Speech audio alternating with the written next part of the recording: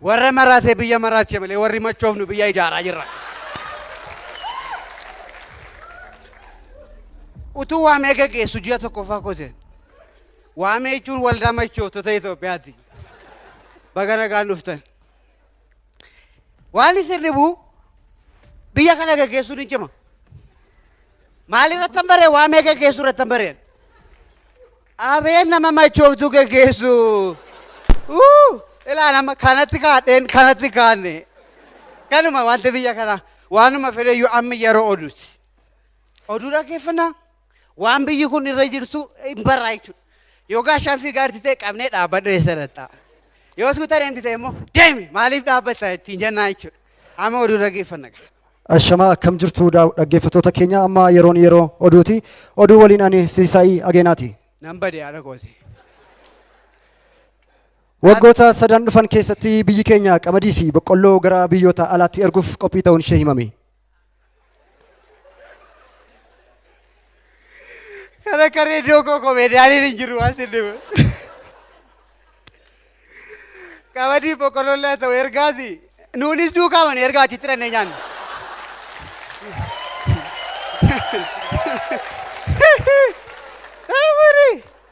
Jarri kun garaa jabaatu.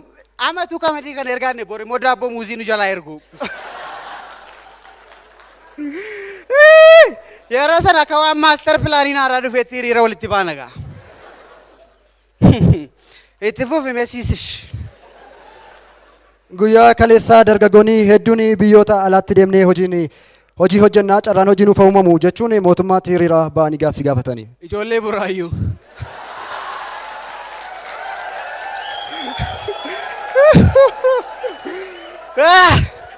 Funyaan ga'e maala gooture hiriira ba'uudha malee hojiin hin jiru.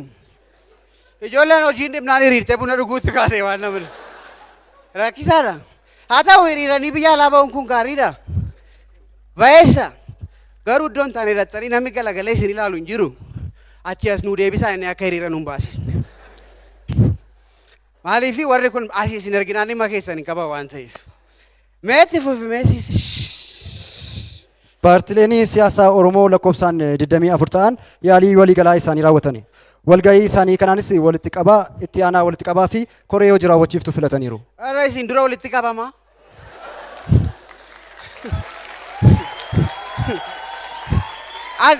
An kan hin jedhuun maa inni paartiin 24. Amma gaaffiin Oromoo 24. Akkasii jedha. Moo gaafa aangoo qabatanii guyyaa tokko keessatti sa'aatii tokko nu bushuu barbaadanii jedha. Ay baay'ee gaariidha. Koree hojii raawwachiistuu fidu.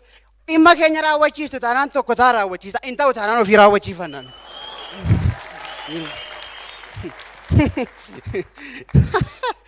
Gaaffiin an akka waameetti gaaffii tokko qaban. Namoota hundumaa bakka bu'een akka waa.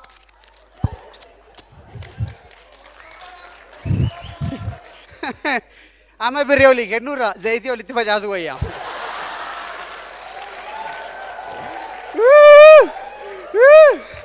Ishee coobishee tokko sanyii kanaa shanii.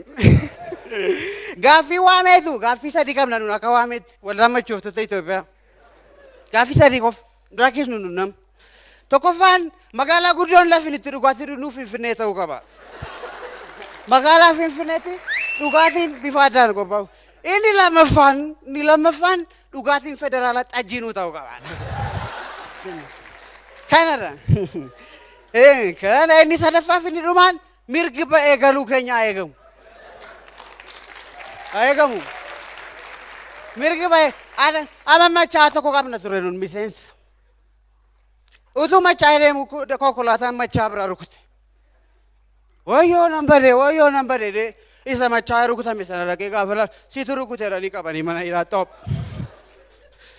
Hamma barbaadanidhanii gaafa ba'ee nu bira dhufu amma deebi'ee. Inni dur taphatee nu taphachiisaa ture afaan loggomatee taa'e. Adaraa Waaqayyo haasa'ii naa jedhaani.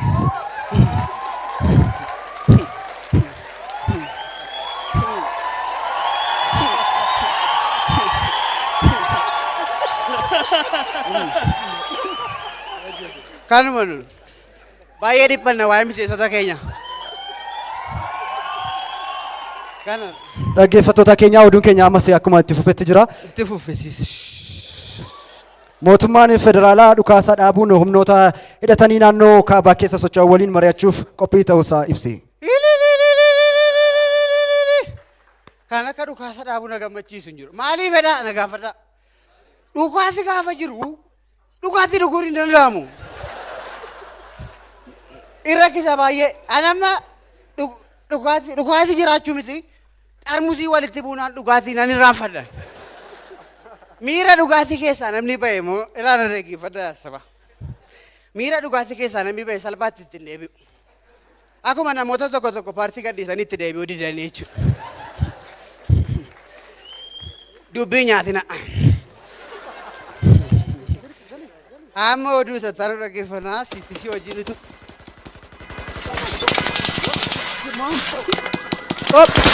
Gajara uummataa gajara. Adara warri feesbuukii qabdan poostii godhaa maalo. Namni miidhame jira laata. Ilaa kunoon as keessa na bayaa nama kunoo. Maalo. Dhukaasi kun dhaabateera hin jennee. Ilaa nama kana keessan du'aa ol jedhee naannan du'aa yaa Oromoo. Adara siidaa koo iddoo gaarii naa dhaaba. Akka goota warra tokko fuutanii boroo namaan dhaabinaati. Walakkaama magaalaa naa dhaaba.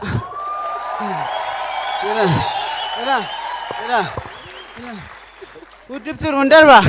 Siidaan koo yeroo naa dhaabatu anaan. Siidaan koo yeroo dhaabatu dhugaatiif kabajan qaban dhugaatiidhaaf. Siidaan koo yeroo dhaabatu ilaa kanatti naaf dhaabatu. Naa hubadhaa. Dubartiin immoo qorqoree baatu tokko dhaabattu na bira. Akkas ija ishee galagalchitee naa ilaaltu isheen. Ani immoo akka nama isheen barbaanne akkas irraa galagaleen dhaabadha. Akkas haa ta'u siidaan koo akkas haa ta'u achi booddee daadhii isa isheen naaf fidde akka nama dhiiseetti sobee asiin fuudhee immoo daadhichuma utuun dhuguu naaf dhaabbatu. Ilaa akkasitti dhaabbatu. Kana siidaan akkasitti dhaabbatee naani baay'ee gaarii ta'a. Garuu isa dhukaasa maayi?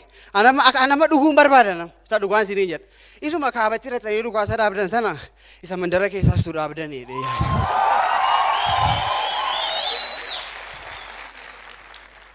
Nan dhugee waan irraa osoo hin beeku. Dhaggeeffattoota keenyaa dhuma irrattis oduu simbirtuu qabna. Simbirsimeessisis. Godinaalee hongeedhaan miidhaman tokkotti roobni ga'aan roobuun himame. Roobni kunis adeemsa teekinooloojii ammayyaa fayyadamuun akka roobsameef ifaameera. Maal ijoollee kootaan maalan jedhan jedheema. Piroojeektii keenya hatanii bokkaa roobsane. Maaliif jedhan na gaafadha. Araqee roobsuuf qophii xumurree turre.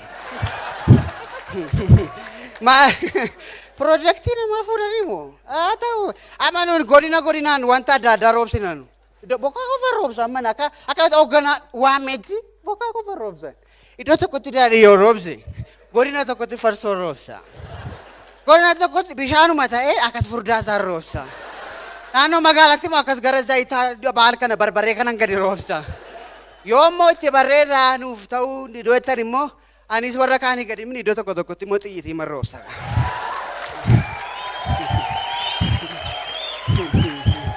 Ilaa waanuma fedhee fuyi piroojeektii qo'atameera. Bokkaana roobu gaariidha. Adaraan illee fuudheera. Warra hin fuuneef ijoollee babbareeduu ishee naa roobsa.